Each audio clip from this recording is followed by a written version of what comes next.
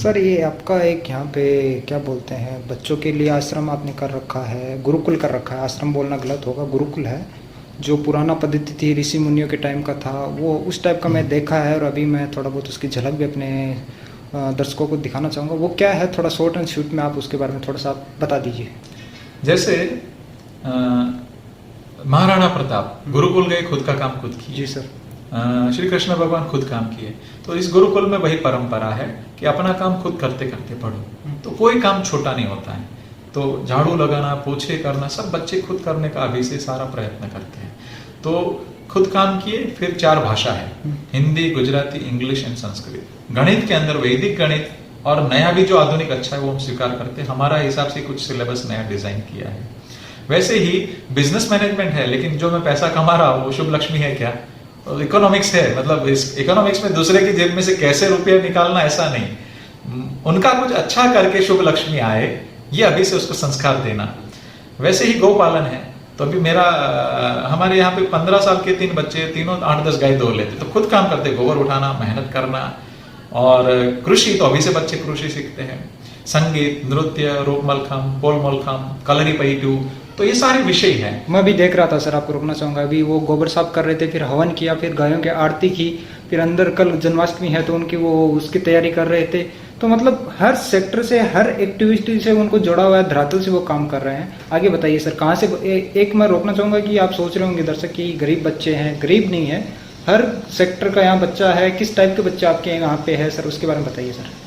जैसे यहाँ पे मेरे बच्चे से शुरुआत करी थी, मेरे दो भाई के, और फिर धीरे धीरे अभी 70 बच्चे और 500 वेटिंग हैं। तो अभी व्यवस्था हमारी नहीं है ज्यादा एडमिशन करने की, लेकिन यहाँ पे जो बच्चे हैं उसमें आर्मी में से कोई है, उनका भी बच्चा था, पुलिस इंस्पेक्टर के बच्चे हैं, एलोपैथी डॉक्टर के बच्चे हैं, लंदन से 2 बच्चे हैं, ऑस्ट्रेलिया से 2 बच्चे हैं, किसान के बच्चे हैं, गौपालक के बच्चे हैं। तो सभी को एक ही ट्रीटमेंट मिलता है, और यही गुरुकुलों में होता था। बिल्कुल सर। और यहाँ पे हर रोज शाम को छोटा सा 15 मिनट का यज्ञ करते बच्चे, और गौ माता की आरती करते। जिस पंथ में मानते हैं तो उसी पंथ को याद कर लेना है। किसी को किसी का पंथ बुलाना नहीं, किसी के ऊपर हमारा थोपना नहीं। सनातन परंपरा से सबका कल्याण हो, सब मिलके आगे बढ़े विश्व में, यही अभी बचपन से बच्चों को सिखाया जाता है। और कर्मनिष्ठ और धर्मनिष्ठ, मतलब धर्मनिष्ठ मतलब पल पल आपको न्याय करना, नीति का ध्यान रखना तो किसी का बुरा नहीं करना। तो जब कर्मनिष्ठ बनते हैं उस बच्चे को कहीं पर भी दिक्कत नहीं आती है। और तन और मन से, दोनों से स्वस्थ होना, मतलब मन में भी गलत विचार नहीं आए उतना प्रैक्टिस करने का प्रयत्न करना, और तन से मजबूत होना। तो पहला सुख है वो तन का सुख है कि वो स्वास्थ्य ठीक हो।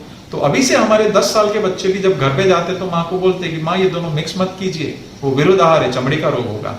तो जो आज बड़े बड़े पीएचडी और बड़े बड़े लोगों, पैसे वालों को भी पता नहीं कि क्या खाना, तो आयुर्वेद के हिसाब से कैसे खाना, क्या खाना चाहिए, वो अभी से बच्चे सीख रहे हैं। तो जब बड़े हो तो राष्ट्र का भी सोचे, देश का सोचे, पूरे विश्व का कल्याण, जहां पर भी जाए किसी का और अच्छा करके ही आए। तो ये भावना बच्चे को अभी देने का हम प्रयत्न कर रहे हैं। दूसरा, मैं सिंपल सा बात बता देता हूं कि 5 सब्जेक्ट में एक बच्चे को 0 आया, एक में 99 आया, तो वो फेल कैसे है? नहीं है फेल। जिसमें 99 आया उसमें पीएचडी कर सकता है। विदेशी पैरामीटर से हम करोड़ों बच्चों को मापते हैं कि ये सब सब्जेक्ट में पास होना चाहिए, और उसको डब्बा बोल के फेल करके निकालते हैं, तो करोड़ों बच्चों का भविष्य खराब हो रहा है। तो मैं कहता हूं कि ये परंपरा गलत तैयार हुई है। एक ही गुरुकुल था, 5 पांडव थे, एक ही गुरु थे, एक को गदा मिली, एक को धनुष मिला, एक को भाला मिला। Right sir. तो बच्चों की, हर एक बच्चा विशेषता के साथ जन्म लेता है, और उसकी विशेषता पहचानना ही हमारी गुरुकुल की परंपरा थी। न ज्ञाति जाति का भेद होना चाहिए, कुछ भी नहीं, सबको विद्या का अधिकार है, और सबको अच्छे से साथ में मिलके अच्छी शुभ विद्या सिखाना। और एक आखिरी बात बता देता हूं, अगर आप पेंटर है, चित्रकाम आपको अच्छा पसंद है, और आपको कोई बैंक मैनेजर बना दिया जाए, तो आपको टारगेट दे दिया जाएगा, तो क्या होगा? आपका बीपी बढ़ जाएगा, आपको डायबिटीज हो जाएगा, स्ट्रेस हो जाएगा। और अगर आपको चित्रकाम का काम दिया जाए तो सवेरे से रात को 12 बजे तक करो, आपको आनंद आएगा, और अर्थ भी, पैसा भी मिलेगा। तो ये बच्चों का आनंद छीनने का हमको अधिकार नहीं है। हाँ, कुछ विषय उनको परोसने चाहिए, जैसे चरित्र निर्माण है, देश, बहन बेटी को किस नजर से देखना चाहिए, देश को किस नजर से देखना चाहिए, वो तो बिल्कुल जरूरी है। लेकिन उनकी जो अच्छी लगती बातें उसमें उसको अपलिफ्ट करना, तो अपने आप में हर एक बच्चा विशेषज्ञ पैदा होगा, विशेषज्ञ बनेगा और देश को अनमैच आगे लेके जा सकता है और विश्व गुरु बना सकता है। और इसलिए हमने छोटा मॉड्यूल बनाया है। हमारा स्वप्न यही कि हर एक गांव में हर एक बच्चे को ऐसी विद्या मिले और सबका कल्याण।